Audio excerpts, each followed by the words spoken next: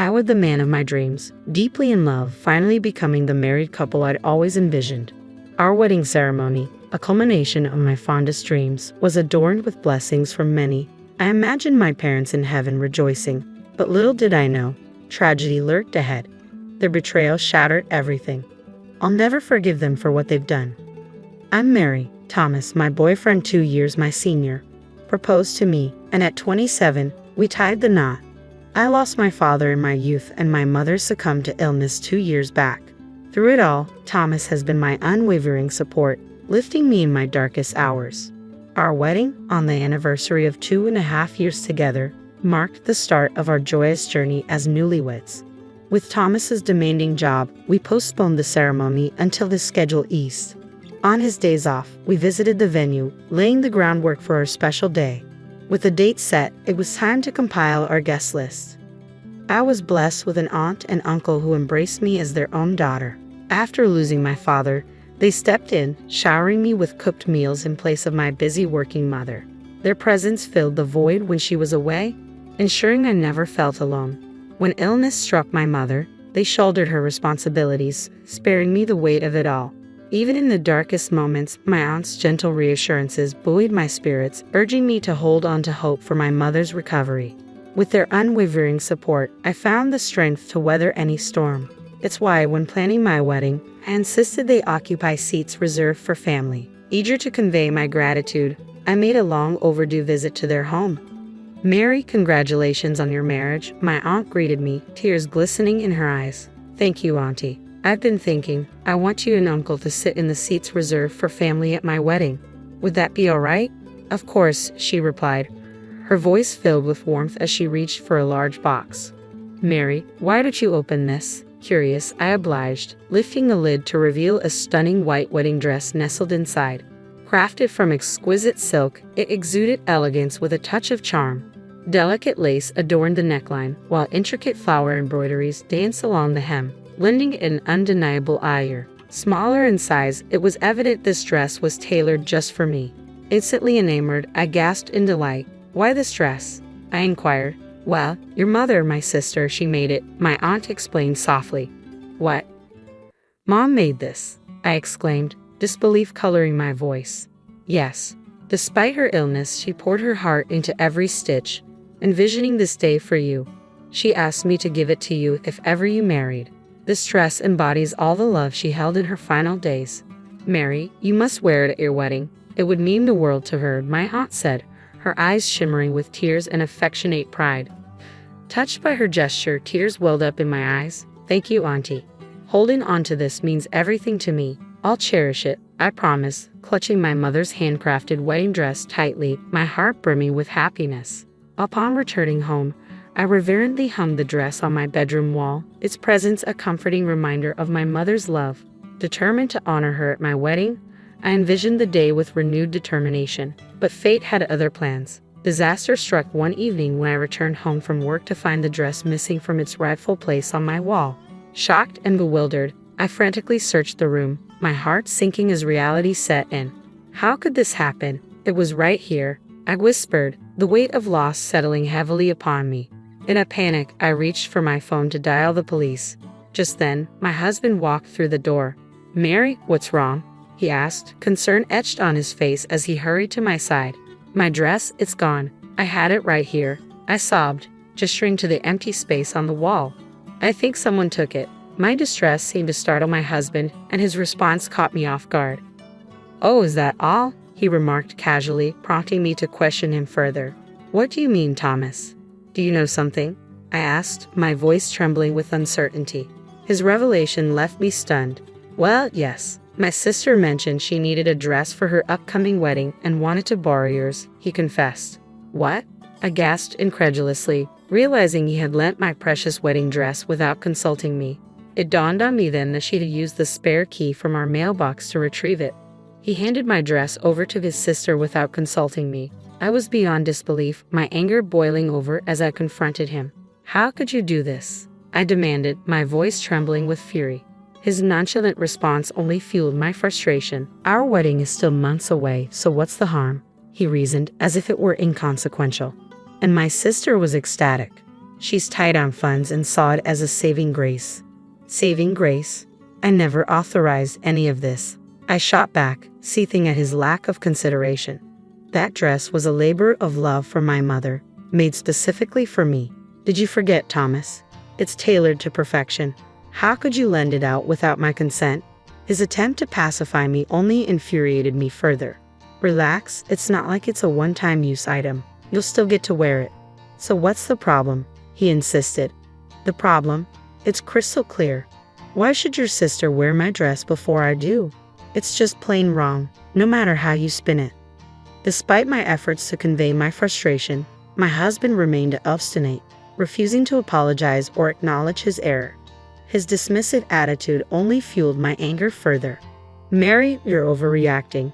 You need to stop acting like a spoiled child, he retorted, his words a stinging rebuke. Spoiled? How can you say that? This dress holds sentimental value. It was made by my mother for me.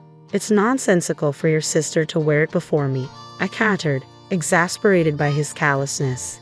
His indifference pushed me to my breaking point. I'm going to your parents' house tomorrow to retrieve the dress, I declared firmly. Tomorrow?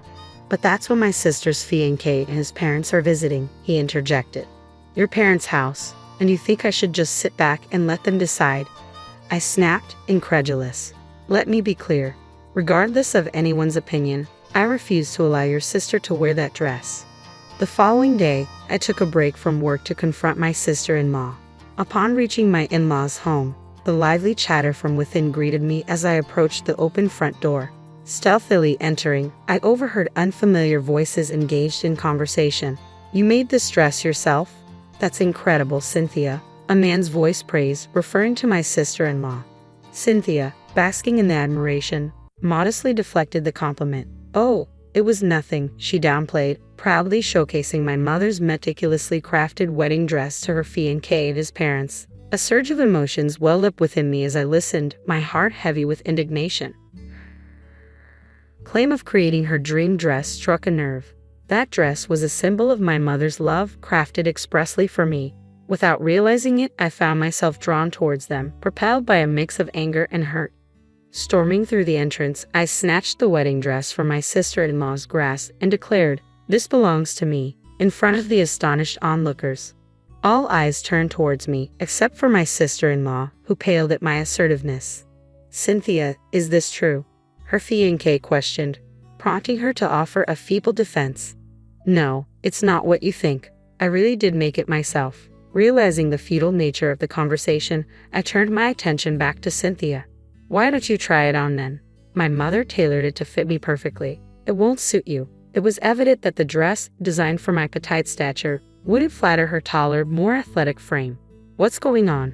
My husband's voice cut through the tension, finally making an appearance. My sister must have called him, he fumed, his face flushed with anger. "Mary, what on earth are you doing? Are you trying to sabotage my sister's wedding?" "Sabotage? If anything, it's my wedding that's in jeopardy," I shot back at my husband, bracing myself for another outburst. "Just stop. We call off our wedding, so hand over that dress to my sister." "What? Called off?" I stammered in disbelief. "That's correct. We called it off," he asserted firmly. "My sister mentioned she's tight on funds, so we decided to gift her the $50,000 we saved for our wedding. And since we're not getting married anymore, we don't need that dress, do we? You lent out my dress without asking, canceled our wedding, and gave away the $50,000 we saved. Have you lost your mind?" The realization hit me like a ton of bricks. Our marriage held little importance to him. With a heavy heart, I fell silent, feeling my love for my husband wane. Canceling the wedding was one thing, but I wanted to cherish this dress forever. And now, because of these thoughtless actions, just then, my sister-in-law's fiancé rose to his feet, his voice heavy with resignation. "I guess that settles it." "What?" Everyone was stunned. "Wait, you can't be serious. You're calling off our engagement. Why?" In response to my sister-in-law's plea, her fiancé fixed her with a steely glare. "Why? It's plain as day. I can't marry someone who's capable of such deceit without a second thought. It's out of the question." Even his parents mirrored his sentiments, their quiet anger evident. "Well, that settles that. No more talk of marriage," my fiancé declared, ready to leave with his parents. But just as they were about to depart, my sister-in-law burst in frantic and desperate. Hold on a minute. It's ridiculous to call off the engagement over something like this, isn't it? Mom, Dad, you don't agree, do you? Despite her impassioned pleas to her parents, it was too late. Why are you glaring at me, Mom, Dad? My sister-in-law's plea fell on deaf ears as her father erupted with force. Get out, you disgrace. His words struck like a blow, reducing my typically resilient sister-in-law to tears. How could you be so heartless? This is too much, she sobbed. Stop crying. I don't recognize you anymore. Her father rebuked, his voice filled with disappointment. I can't accept someone who shows such disregard for others' feelings as my daughter, her mother added sternly. Witnessing his sister's distress, my husband stepped forward to intervene. Mom, Dad, please calm down. There's no need to blame Cynthia like this. And you, Thomas, how dare you overlook Mary's feelings? Leave this house with Cynthia, his father added, his tone unwavering. You foolish son, his father's words rang out, stunning my husband into silence, his expression one of disbelief. Then, to my surprise, my mother-in-law approached me, bowing her head in apology. I'm deeply sorry, Mary. We were misled to believe that the dress was handmade by our daughter. No, it's all right, but I can't continue living with Thomas, I responded, my heart heavy with resolve.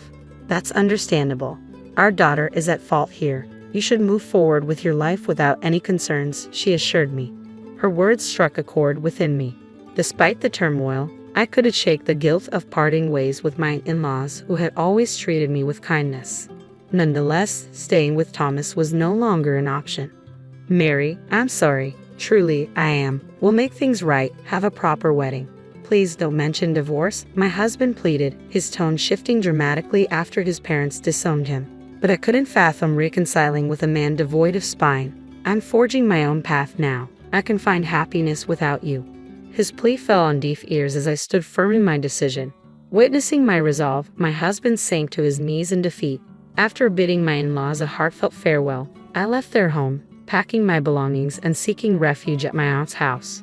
Though initially surprised, she respected my decision and welcomed me with open arms. My aunt skillfully repaired the torn dress, restoring its former glory. With my mother's dress refurbished, I sought alimony from my ex-husband, and we finalized our divorce. Unbeknownst to me, he had been diverting our wedding funds to my sister-in-law, which resulted in a slightly higher settlement for me. Both my husband and sister-in-law faced the consequences of their actions and were disowned by their parents, now residing together in our former home. Meanwhile, my sister-in-law, who had planned to be a homemaker, found herself jobless after quitting her job. Now, my ex-husband bore the sole responsibility of supporting them both. Reflecting on my experience, I resolved to be more discerning in choosing a partner if given another chance at marriage, ensuring a beautiful wedding while wearing my mother's cherished handmade dress.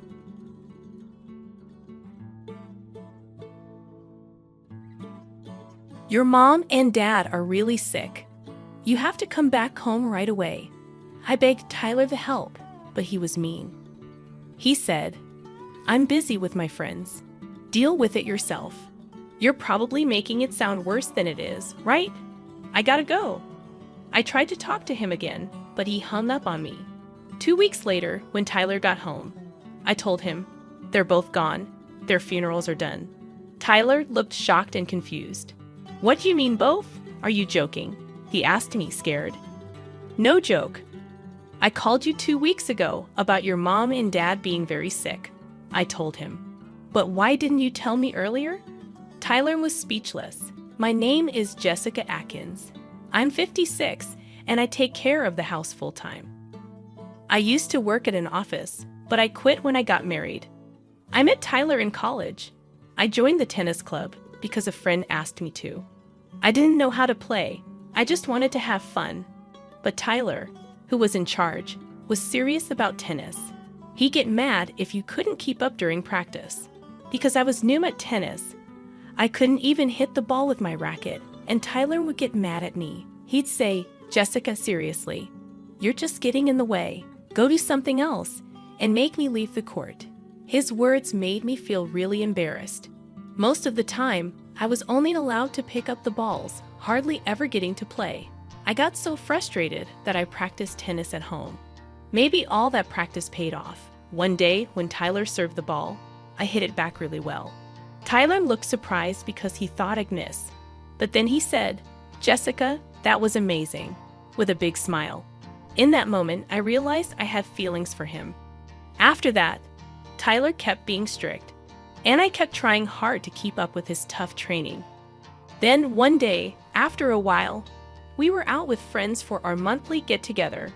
We do this to strengthen our friendships outside of our usual group activities. On our way home from one of these gatherings, it was just me and Tyler. Suddenly, he told me he had feelings for me. "Jessica, I've fallen for you. I want us to be together." I was surprised. Tyler had never shown any signs of liking me before. But I also had feelings for him. So I said, "I like you too. Let's give it a try." That was the start of our relationship. Tyler wanted to keep our relationship a secret from our club friends to not affect the team spirit. But I was so in love with him at that time. I was just happy to be with him. We kept dating even after we finished college, and we got married when I was 26. I quit my job as Tyler asked when we got married. I'll always be there for Tyler, I thought. At that time, I was deeply in love, imagining a bright future with Tyler. It's been 30 years since Tyler and I tied the knot. In the beginning, we went on lots of dates and were really close. But as time passed, things started feeling a bit ordinary. Even I didn't put as much effort into my looks as I did when I was younger. I used to wear trendy clothes and always look stylish when going out with Tyler. I remember spending a lot of time on my makeup, but now I'm more relaxed about how I dress. Comfort is key for me these days, so I prefer loose skirts with elastic waists over ones with zippers. Since I stay home most of the time, I don't bother with makeup from morning to night. I can't even remember the last time I wore any. Some people might think I've let myself go. Compared to my younger days, my body has changed quite a bit. I used to be slim, but not anymore. I've gained weight and now look like the before pictures you see on weight loss shows. Maybe this change in how I look is one reason why our relationship feels routine now. Over time, I've noticed Tyler treating me more like a mom than a wife. Even though I'm not his mother, he sometimes jokes, "Mom, can I get another coffee?" By the way, Tyler's mom still lives nearby, about a 10-minute walk from us, along with his dad. But we live in separate homes. My in-laws are really kind and always worry about me. Because they're so caring, I wanted to support them, so I visited them a lot. But recently, their health has been getting worse. My father-in-law is fighting a serious illness, and the doctors say there's not much more they can do. With tears in his eyes, he told my mother-in-law and me, "I want to spend my last days at home." So he left the hospital and is now getting special care at home. Taking care of my father-in-law all by herself, my mother-in-law looks exhausted, and she seems really sad. As a stay-at-home wife, I help take care of my in-laws almost every day, but I know it must be really hard for my mother-in-law to live with him all the time. "It's tough, Jessica. Could you stay with us just for one night?" she asks me, looking vulnerable. "I'm sorry. Tyler comes home at night," I say, even though it hurts to turn her down.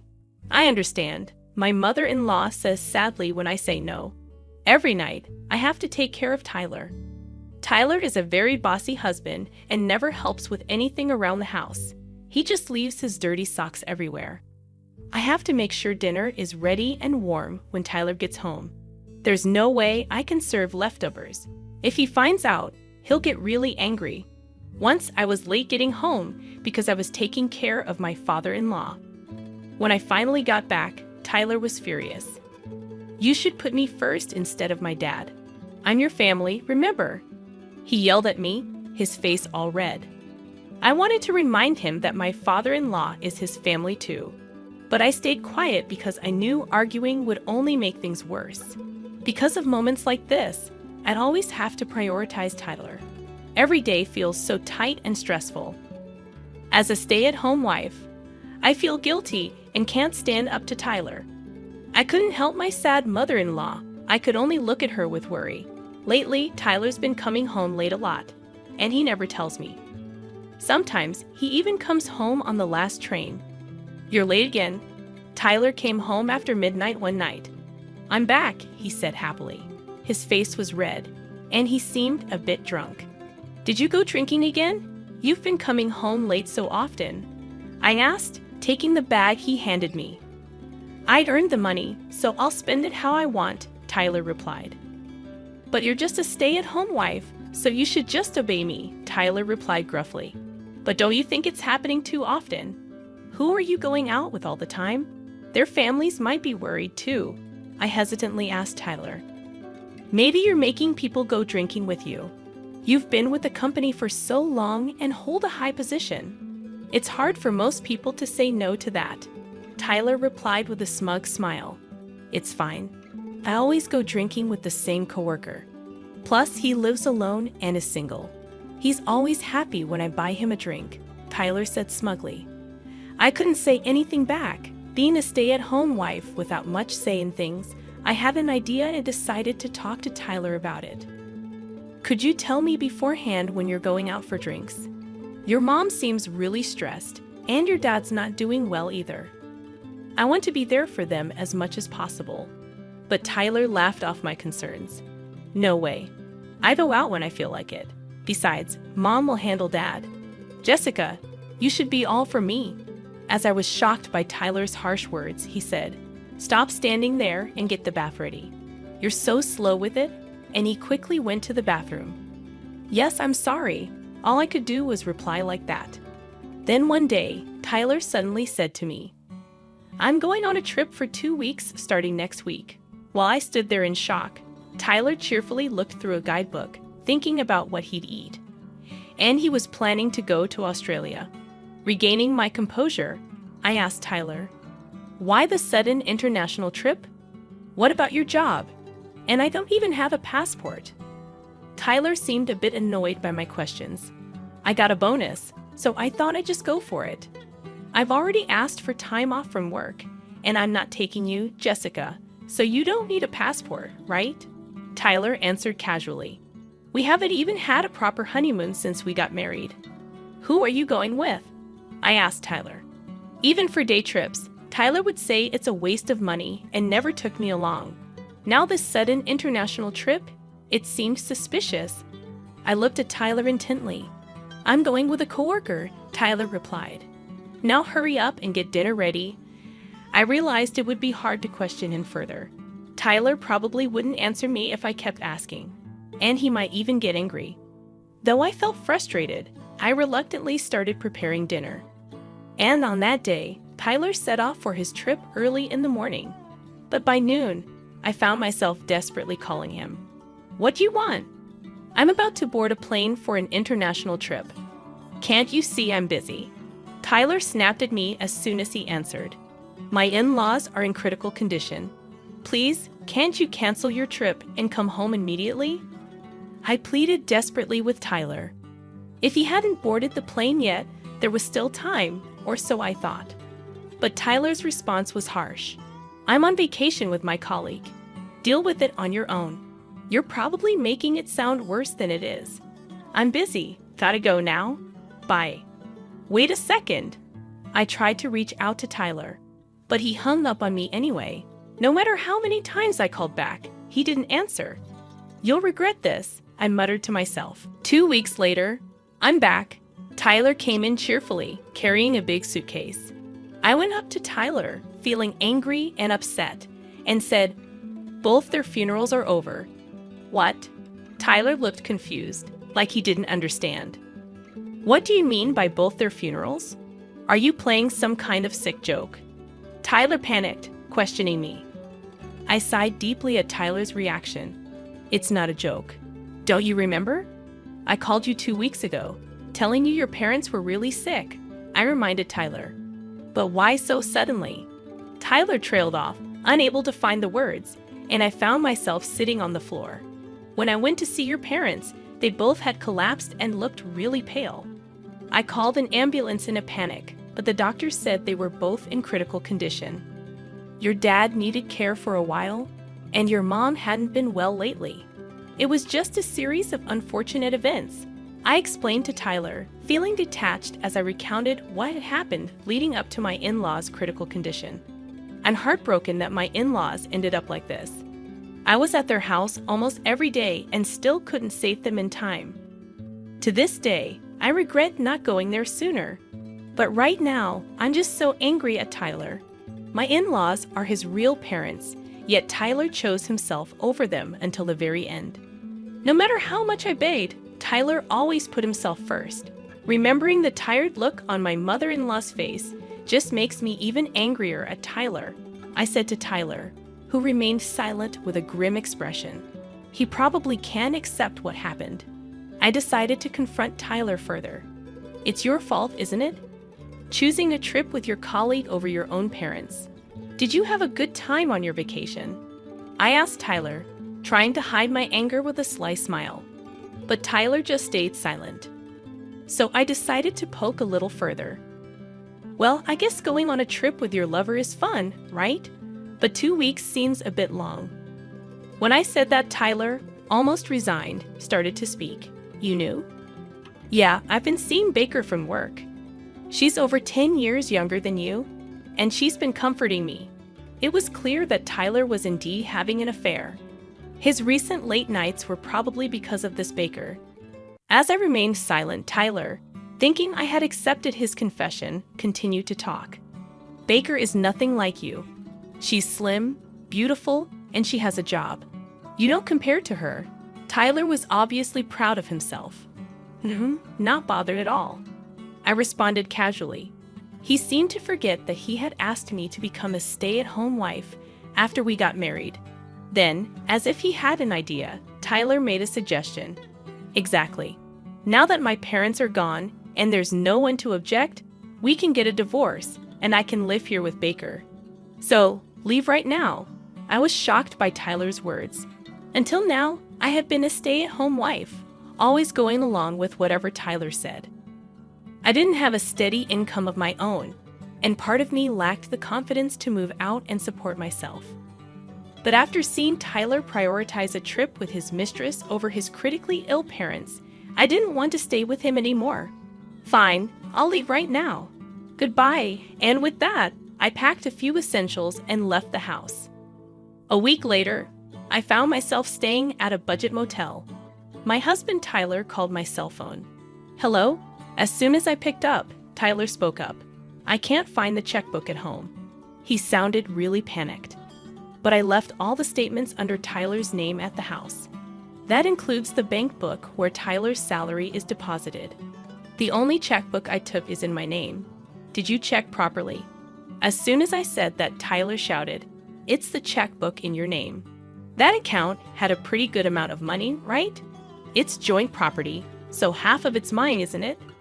After spending recklessly on trips and such, I couldn't believe Tyler was now talking about joint property. Holding back a heavy sigh, I calmly replied, The money in that checkbook is from gifts I received from my family and savings from when I was single, so it doesn't count as joint property. You know that. Tyler, sounding frantic, responded, That's a problem. I nearly spent all of my last month's salary and bonus on the overseas trip. I thought I could cover the shortfall in our living expenses by withdrawing from your account. Up until now, I'd kept my checkbook in a drawer where Tyler could easily see it. I had no intention of hiding it from Tyler, so he must have seen the balance. I've moved out, Tyler, so I have no idea about your living expenses. Maybe ask for an advance on your paycheck. I firmly declined Tyler's request. Then, just to give Tyler a heads up, I added, By the way, there's hardly any inheritance from your parents. They were living on their pensions, and with the cost of your father's care, they were barely getting by. And you better clear out their rented apartment soon, or you'll be paying rent every month. My in-laws have been living in a rented apartment, barely making ends meet with the rent and the cost of caring for my father-in-law. My mother-in-law somehow managed to save and get by each month. I reckon my mother-in-law had her share of worries and stress. You're kidding. Tyler sounded shocked over the phone. So I decided to give Tyler the final blow. I have no responsibilities to help you out. You are on your own, I declared cheerfully. Why? Tyler's voice was full of disbelief. Despite kicking me out without any income, he seemed to have forgotten that. I hope they both lose their social credibility.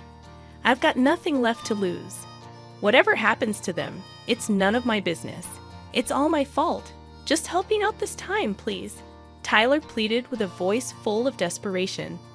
No way. You're going to regret this big time. I told him that and ended the call with Tyler. Tyler and I eventually went through with the divorce. Initially, Tyler resisted, mainly due to financial concerns, but he eventually caved in and signed the divorce papers after persuasion from my lawyer. Tyler always acted tough around me and my in-laws, but seemed submissive around others. He was all talk and no action, unable to stand up to a professional like my lawyer. Our properties were divided equally, thanks to my lawyer's efforts. Tyler had almost depleted his savings on a trip with Baker, so he was strapped for cash. My lawyer predicted Tyler would be uncooperative, but in the end, I was satisfied with the outcome. As for what happened afterward, it appears Tyler is struggling to make ends meet, living from one paycheck to the next. He has additional expenses like clearing out my in-laws' rental apartment and paying rent. Moreover, he was dumped by Baker after their affair was exposed. Initially, Baker was ambitious and used Tyler for her own gain, but she distanced herself once Tyler was demoted and she got transferred elsewhere. Tyler reached out to me through my lawyer, expressing regret and asking for another chance. Since I blocked his calls, he's resorting to communicating through the lawyer. This desperate plea indicates he's truly cornered. He's even asked for financial help, requesting money from my savings from when I was single, which doesn't benefit me at all. Even the lawyer was surprised by this request. I hope Tyler continues to struggle. He deserves it for his actions. By the way, I reached out to Baker through my lawyer, and her response was surprisingly respectful. She conveyed, "While I was with Mr. Tyler, my expenses were minimal, so I enjoyed spending his money." But it didn't last long. She expressed deep regret for everything. It became evident that she was never truly interested in Tyler. Rather, she was attracted to his status. It's sad to see Tyler fall so hard for someone who didn't genuinely care about him. Reflecting on Tyler's downfall brought a smirk to my face. Since then, I've decided to rejoin the workforce. Can you believe it? I took up a part-time job at a convenience store. It's my first time in customer service, and surprisingly, I'm enjoying it. I was initially concerned about being on my feet all day, but once I started, time just flew by, and I found it quite enjoyable. Besides manning the register, there's tasks like stocking shelves, preparing snacks, and various other responsibilities at a convenience store. I even get to utilize my housekeeping skills with the cleaning duties. The manager mentioned that if I put in the effort, I could secure a permanent position. Apparently, there have been others in similar situations who successfully transitioned to full-time roles. Being in my 50s feels like I'm at the midpoint of life. Despite going through a divorce, I initially thought my future looked bleak. But even at this age, I'm discovering new experiences and having a great time. I'm determined to keep looking forward and moving ahead. That's my mindset right now.